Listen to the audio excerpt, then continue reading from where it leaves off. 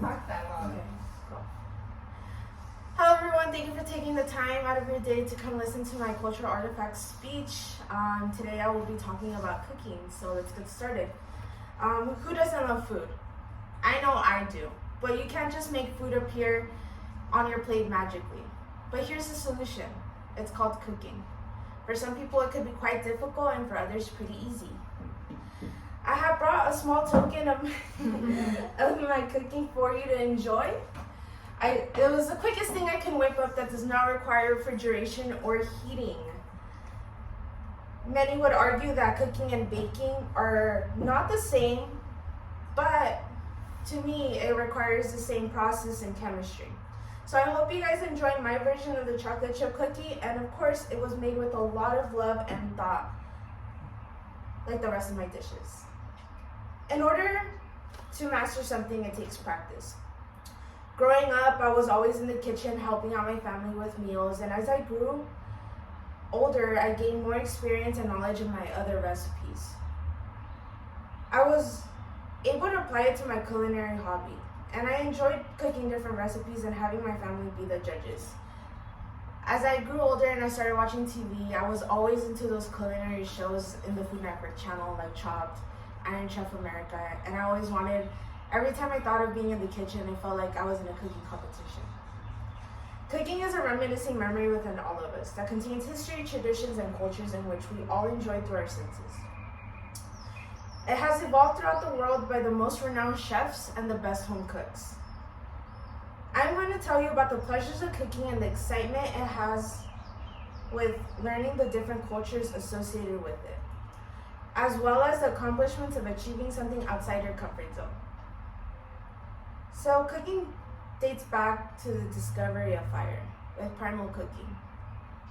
Humans would cook over a fire. It was the easiest thing, resources with wood and everything. And then we developed slowly into hunting and gathering societies where they would hunt livestock and then gather grains. My apologies. Where they would gather grains, and then it developed to irrigation and trade, which allowed easier access to ingredients and made more complex dishes. So basically what I'm saying is that when society was developing, so was its food.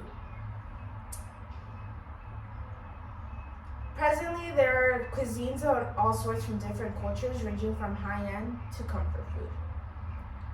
Cooking serves as a representation to all cultures. The recipes handed down through families and generations serve as traditions.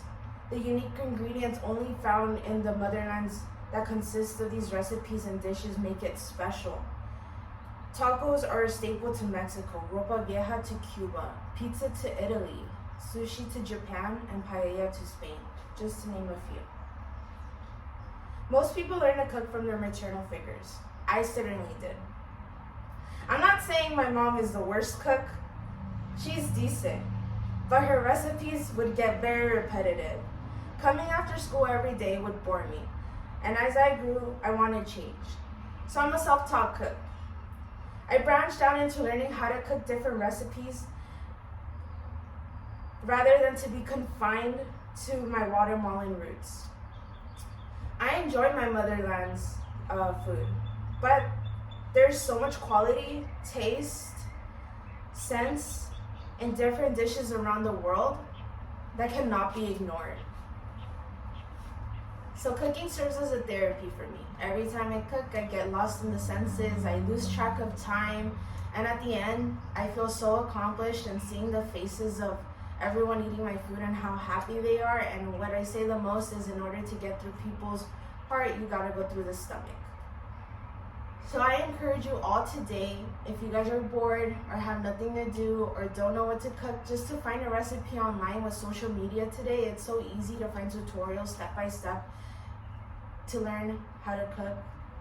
And trust me, it'll make you feel a lot better and give you an accomplishment. Maybe you'll learn something about that culture as well, and something new that you didn't know, and it might be a hidden passion. Thank you guys for coming to my speech.